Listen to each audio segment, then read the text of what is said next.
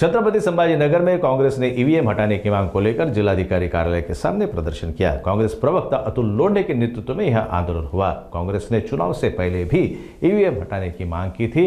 अब चुनाव परिणामों को गलत बताते हुए कांग्रेस ने इसे अस्वीकार कर दिया है और ईवीएम हटाने की मांग दोहराई है। राज्य भर में कांग्रेस द्वारा ईवीएम के खिलाफ प्रदर्शन किए जा रहे हैं। छत्रपति संभाजी नगर में जिलाधिकारी कार्यालय के सामने कांग्रेस कार्यकर्ताओं ने जोरदार नारेबाजी की। कांग्रेस प्रवक्ता अतुल लोंढे ने कहा कि चुनाव परिणाम में गड़बड़ी हुई है और ईवीएम को हटाना ही लोकतंत्र को बचाने का एकमात्र उपाय है। कांग्रेस ने चुनाव आयोग से तुरंत इस पर कार्रवाई करने की मांग की है। ईव्हीएम हटवण्यासाठीचा आहे, गडबड ज्या याच्यामध्ये निवडणुकांमध्ये केलं जातं त्याचा आहे, मॉडेल कोड ऑफ कंडक्टचं पालन हे फक्त विरोधक पक्षासाठी आहे, सत्ताधारी पक्षासाठी नाही आहे। या अनुषंगाने आज आम्ही पूर्ण महाराष्ट्रामध्ये तालुक्यामध्ये हे आंदोलन करतो आहे। देशभरातले मोठे नेते वेगवेगळ्या ठिकाणी प्रेस कॉन्फरन्स करतात आहेत। आज मी सुद्धा इथे प्रेस कॉन्फरन्स करायला आलो आहे। 1.5 वाजता आमची प्रेस कॉन्फरन्स आहे। हे आंदोलन करण्याचं कारण असं आहे की तुम्ही संविधानाची पायमल्ली तर करतच आहात। निवडणूक आयोगाच्या संदर्भामध्ये कशा भूमिका घेतल्या सरकारने ते सगळ्यांना माहितच आहे। आणि ज्या पद्धतीनं लोकांना जे वाटत नाही की आमचं सरकार आहे आणि जे सरकारमध्ये निवडून आले त्यांना विश्वास नाही की आपण निवडून आलेलो आहोत। हे सरकार 232च्या मॅन्डेटचं सरकार सारखं वागत नाही आहे। लोकांचा यांना रिस्पॉन्स नाही आहे। कुठेही काही असे स्वागत सेलिब्रेशन एवढ्या मोठ्या मॅन्डेटच्या सरकारचे आपल्याला कुठे पाहायला भेटले नाही आहे। आणि हे सरकार निवडून त्या पद्धतीने आलेलं आहे, त्याची बेदरकारी इतकी वाढलेली आहे। मस्साजोग पाहिला आपण, परभणी पाहिला, जात विचारून कोण म्हणजे मारलं। कस्टोडियल डेथ जी झालेली आहे सोमनाथ सूर्यवंशीची, त्यांच्या घरी जेव्हा राहुलजी आले ते आम्ही गेलो होतो, त्यांनी स्पष्टपणे सांगितलं की तरी जात बाबासाहेब बन रहा तू असं म्हणून त्याला मार। आणि त्याचा जो व्हिडिओ आमच्याकडे त्यांनी दाखवला घरच्या लोकांनी, तो पूर्ण म्हणजे वस्त्र होता, काळा निळा पडलेला होता शरीर त्याचं।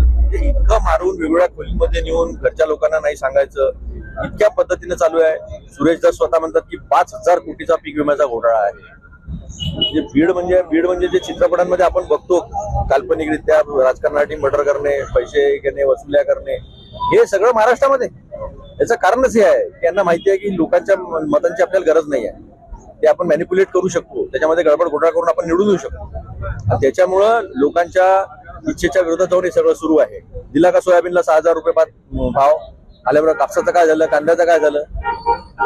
शेतकरी देशोधडीला लावला, तरुण देशोधडीला लावला। MPSCच्या परीक्षा आणि सर्व सेवा भरतीच्या शिक्षकाच्या परीक्षा याचा काय सुरू आहे? झाल्या तर पेपर लीक होत नाही। डेप्युटी कलेक्टर, तहसीलदार, DYSPचे पोस्ट येत नाही। तहसीलदारचं पद सुद्धा कॉन्ट्रॅक्ट बेसिसवर काढण्याचा प्रयत्न यांनी केलेला आहे। जळगावमध्ये तशी ऍड काढलेली होती। आम्ही आंदोलन केल्यामुळे थोडं थांबलाय।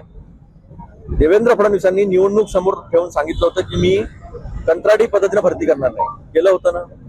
आता कंत्राटी पद्धती ऍड कशा होऊन राहिल्या?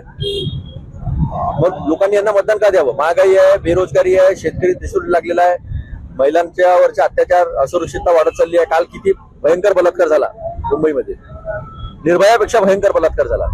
आणि त्याच्यामुळे जे म्हणतात किंवा खूपच मोठे संवेदनशील गृहमंत्री आहे, खूप स्ट्रॉंग गृहमंत्री आहे, आम्ही तर म्हणजे दिवसेंदिवस कायदा सुव्यवस्था महाराष्ट्राची खाली जाताना पाहतोय।